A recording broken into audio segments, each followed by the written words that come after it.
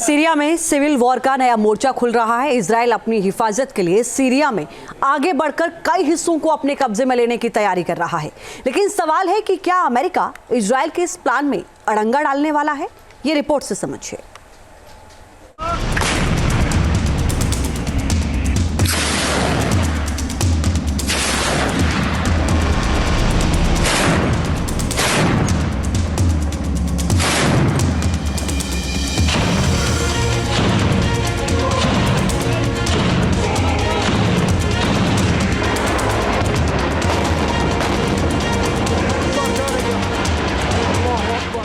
क्या सीरिया में एक और सिविल वॉर के हालात बन रहे हैं?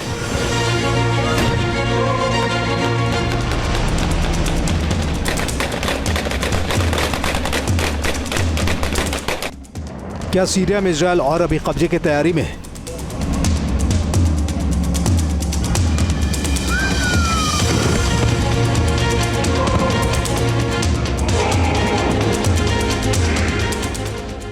क्या सीरिया में अमेरिका इजराइल को रोकने जा रहा है?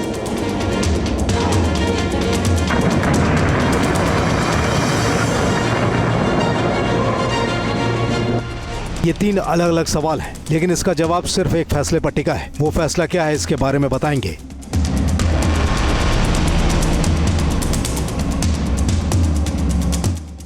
लेकिन पहले जानिए वो शख्स जिसने बशर अल असद की 24 साल की तानाशाही को उखाड़ फेंका है, उसने अमेरिका से क्या गुहार लगाई है। एसटीएस कमांडर अबू मोहम्मद अल जुलानी ने अमेरिका से अपील की है कि वो सीरिया में इजराइल को आगे बढ़ने से रोके।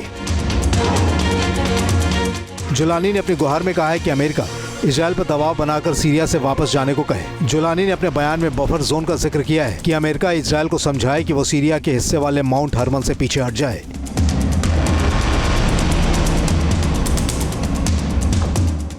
सीरिया में असद की सत्ता जाने के बाद इजराइल ने गोलन हाइट्स के पास एक सीरियाई चौकी को कब्जे में लेते हुए माउंट हरमन के ऊपर अपने सैनिक तैनात कर दिए थे।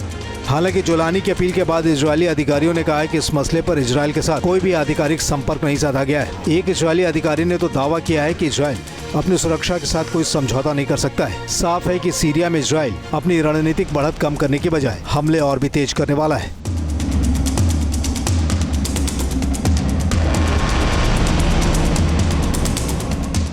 सीरिया की राजधानी दमिश्क के नए गवर्नर माहिर मारवान ने भी इजराइल से शांति समझौते की अपील की थी। हालांकि इस बीच माना जा रहा है कि अमेरिका सीरिया की नई सरकार को मान्यता देने पर तेजी से मंथन कर रहा है। सूत्रों के हवाले से मिल रही खबर के मुताबिक डोनाल्ड ट्रंप की शपथ से पहले बाइडेन सरकार सीरिया की नई सरकार को मान्यता दे सकती है। इस सरकार को विद्रोही गुट एसटीएस का समर्थन हासिल है।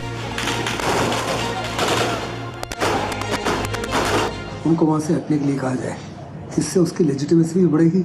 और दूसरा, मिडल ईस्ट में जितनी भी कंट्रीज हैं, चाहे वो सऊदी अरेबिया है या इजिप्ट है या जॉर्डन है, चाहे यूएई है, जिन्होंने अब्राहम अकॉर्ड भी साइन किया है इसराइल के साथ, वास्तव में सारे के सारे चाहते हैं कि इसराइल जो है उस इलाके से पीछे हटे, क्योंकि ये हर प्रकार की ट्रीटी का उल्लंघन होगा।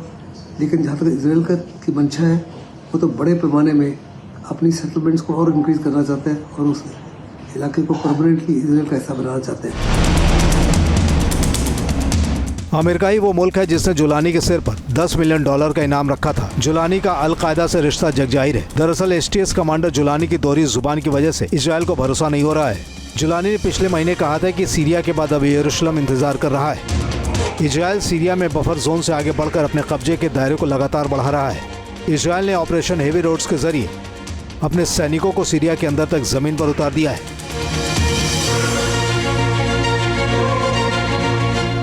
उसकी नई सरकार के साथ साथ विद्रोही गुट एसटीएस को संतुलन साधने की जरूरत है, वरना इस हालात में तो डर इस बात का है कि सीरिया कहीं एक और सिविल वार के मुंह में न चला जाए।